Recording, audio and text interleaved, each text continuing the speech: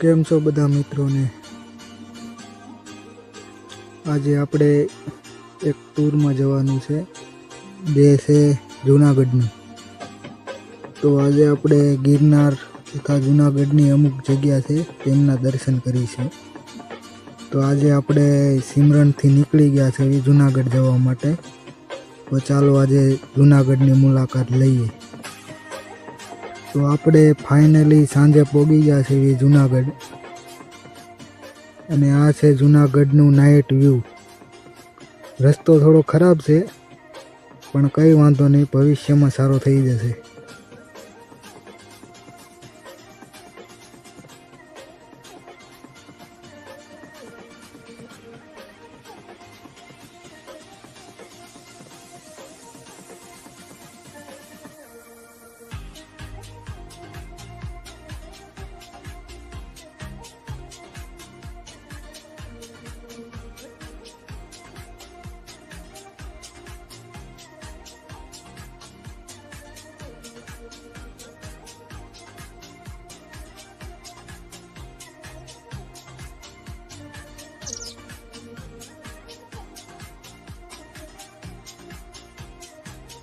તો આપણે પહોંચી ગયા છે અત્યારે નરસિંહ મહેતાનું જે દામોકુંડ કહેવાય છે તે જગ્યા પર. તો આ જગ્યા છે નરસિંહ મહેતાનું દામોકુંડ, જે જગ્યા જૂનાગઢમાં બહુ પ્રસિદ્ધ છે. અને આ છે એમની મૂર્તિ, અને આ છે દામોકુંડ.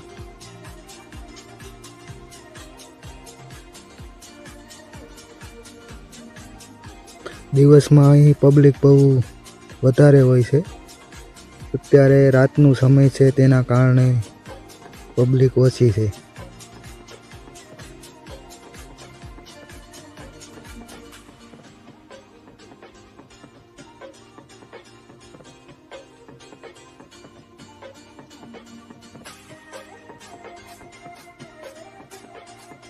ત્યાંથી આપણે આવી ગયા છીએ ભવનાથ તળેટી, જે ભવનાથ મહાદેવનું મંદિર છે. અને જૂનાગઢમાં આ જગ્યા બહુ પ્રસિદ્ધ છે. જો જૂનાગઢમાં તમે આવ્યા અને ભવનાથ મહાદેવના દર્શન ન કર્યા તો જીવનમાં કંઈ નથી કર્યું તેમ જ ગણવાનું.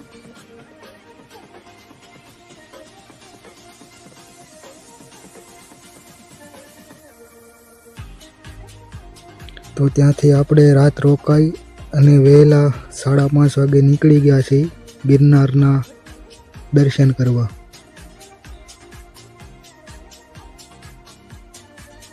જેમના પગથિયા 9,999 છે. અને મહાદેવ અને હનુમાનજીના દર્શન કરી અને નીકળી ગયા છે.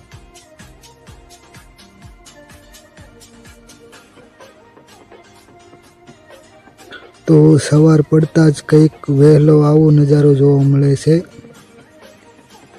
જે વાદળ આપણને ટચ કરીને જતા હોય એવું મહેસૂસ થાય છે. અને વાદળ પણ ખૂબ જ નજીક છે.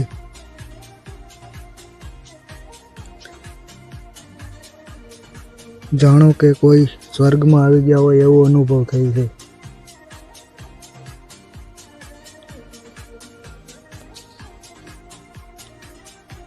ત્યાં રાજા ગોપીચંદની ગુફા આવેલી છે, જે તો હાલમાં બંધ છે અત્યારે. તે જગ્યાના પણ આપણે રસ્તામાં દર્શન કરી શકીએ છીએ.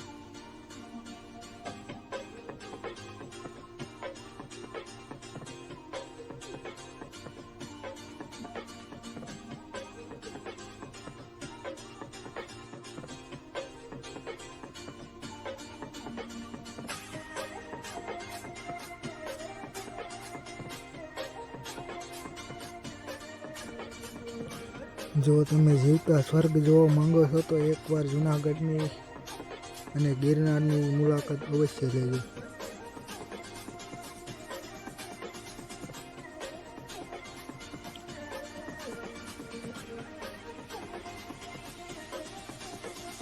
ઉપર ચડતા તો એમ લાગે છે કે કઈ છે જ નહીં નીચે,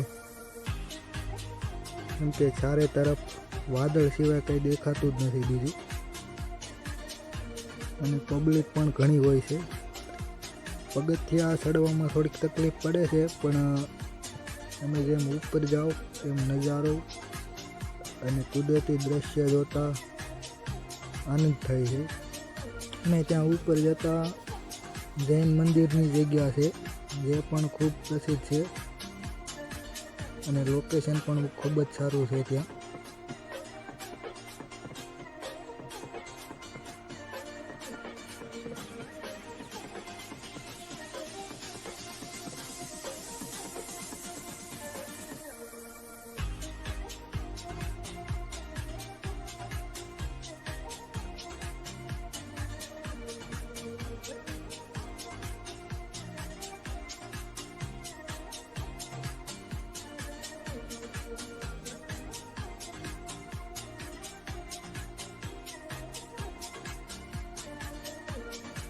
અને ત્યાં રોપવે સુવિધા પણ ઉપલબ્ધ છે. જો તમે રોપવેમાં જવા માંગતા હો તો તે પણ ત્યાં સુવિધા ઉપલબ્ધ છે. અને તેની નજીક ભૈરવ જપની જગ્યા છે, જે જગ્યા પણ ખૂબ જ પ્રસિદ્ધ છે. અને ભૂતકાળમાં ઘણા એવા કિસ્સા બની ગયા છે કે જેથી તે જગ્યા બંધ કરી દેવામાં આવી છે, કે ત્યાં જવા માટે પ્રતિબંધ છે. અને ત્યાંથી ઉપર આવો એટલે અંબે માતાનું મંદિર છે, જે રોપવે સુવિધા પણ ત્યાં લગી જ ઉપલબ્ધ છે. જો આપ ગુરુ દત્તાત્રેય જવા માંગો છો તો ત્યાંથી આપણે ચાલીને જવું પડે છે. અને આ જગ્યા પર લાખો શ્રદ્ધાળુ દર્શન કરવા માટે આવે છે. અને જૂનાગઢ ગિરનારનો નજારો જોવા પણ ખૂબ જ લોકો આવે છે.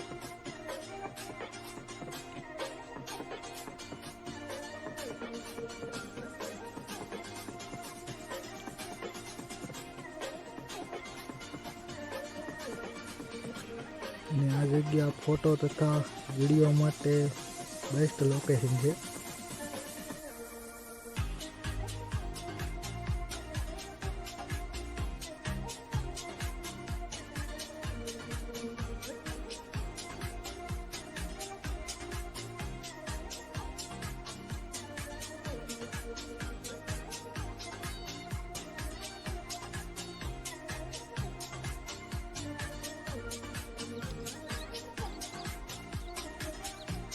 અને ત્યાંથી થોડાક ઉપર આવીએ એટલે ગૌમુખી ગંગા જે મહાદેવનું મંદિર છે, તે જગ્યા પર પાણી ક્યાંથી આવે છે તે કોઈને ખબર નથી પડી હજી લગી.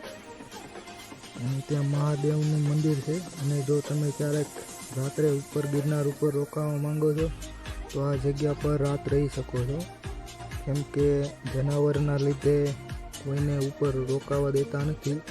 ક્યારેક એવું બને તો આપ ત્યાં રોકાઈ શકો છો.